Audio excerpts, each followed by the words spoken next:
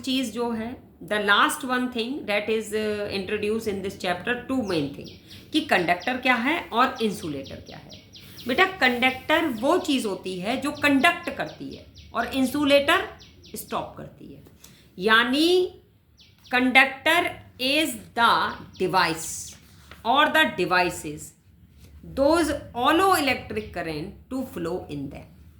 Electric current is the flow of electric charges in any material.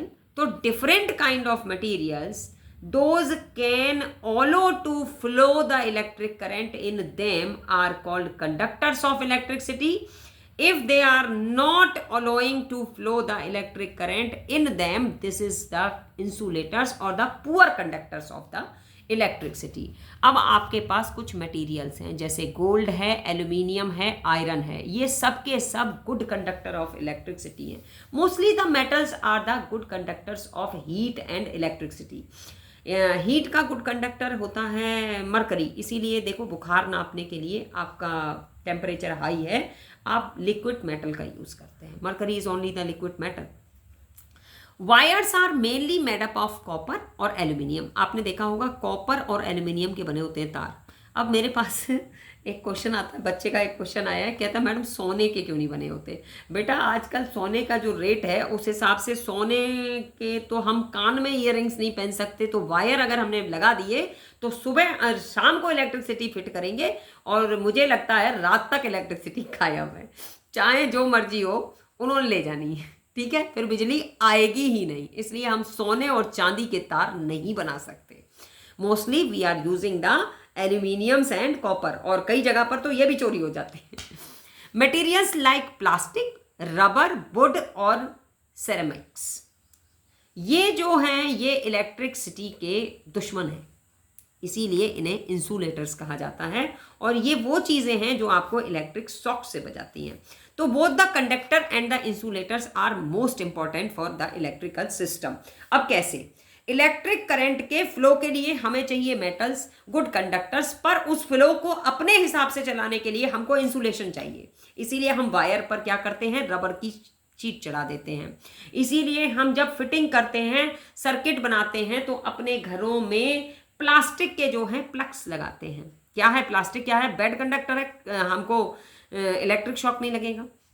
जब हम handle करते हैं इलेक्ट्रिसिटी को, प्रेस कर रहे हैं, तो उसका हैंडल आप देखो चारकोल का बना होता है ना, वो क्या है, पुअर कंडक्टर है। अगर आप लोहे का बना दोगे तो वो आप ही कंडक्ट हो जाओगे, आपको इलेक्ट्रिक शॉक लग जाएगा।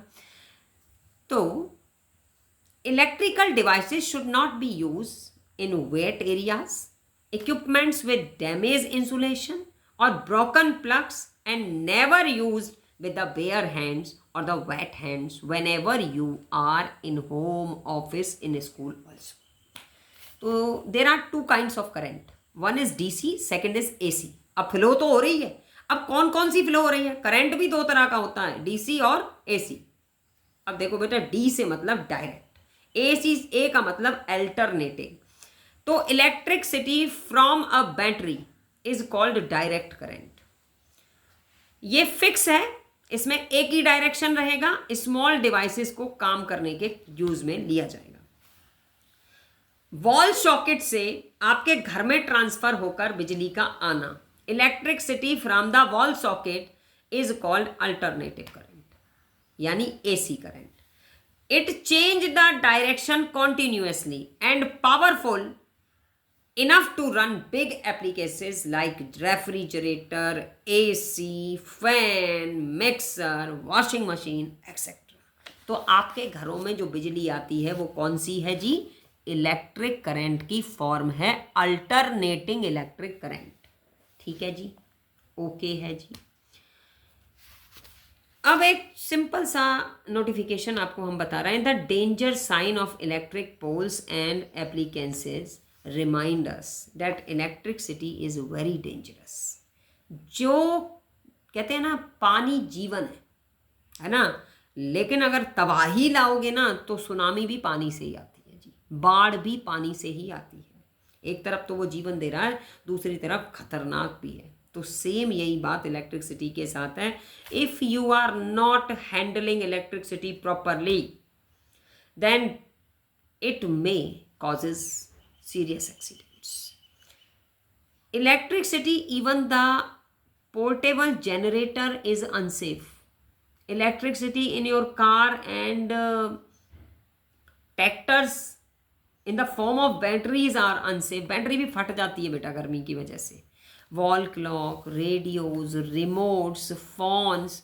इसीलिए जब फ़ोन आप चार्ज कर रहे हो, देयर आर मैनी पीपल, मैंने देखा बात कर रहे हैं, फ़ोन को चला रहे हैं, नहीं, ये फट जाएगा, गर्म हो जाएगा. सो हैंडल विद केयर. एक वर्ड हम बनाते हैं इलेक्ट्रिसिटी चैप्टर पढ़ने के बाद कि हैंडल विद केयर. तो अगर हम गो थ्रू हों तो we have to be learn that electricity is a form of energy that powers many devices like fan, television and any daily life routines. Electric cell is a portable resource that is run by the electric energy. It has two terminals, positive and negative. The direction of electric current is always from positive to negative. When two or more cells are connected in series, they form battery. Battery is more powerful than a single cell. An incandescent lamp has filament that heats up and glow after it. And the light emitting diode that has two terminals, longer side that is a positive terminal and the shorter side that is a negative terminal. And the electric circuit is a path to flow the electric charges. And by this the flow of electric current will be possible. Electric circuit can be completed. If it is completed, the charge can flow. If it is open, charge cannot flow. Switch is a simple device that is used to open or close an electric circuit. Direction of electric current in a closed circuit, always from positive terminal to negative terminal. Materials, those can allow electric current, electric charges. In between them are the good conductors, and materials, those do not allow the electric charges to flow in them, are called good insulators. Materials that do not allow electric current to pass through them are called insulators. Simple form में बेटा insulators. ठीक है जी. अगर अब हम fill in the blanks आपको देंगे तो लेड पॉजिटिव टर्मिनल का लॉन्ग टर्मिनल जो है इसको आप क्या बोलो, नेगेटिव टर्मिनल शॉर्ट. ये क्या है? अगर फिल इन द ब्लैंक्स ऐसे आता है, LED positive longer leg is connected to the dash of the battery. तो आप लिखोगे shorter leg of the LED lamp. Which current has same direction, DC, which is having changes direction continuously, AC. Okay, bye bye, enjoy your holidays. जो भी problem है बेटा, when you are learning, you can give me the message. I am always helping you. But you have to study hard. Nobody has to fail in science. Okay. Good luck. Bye-bye.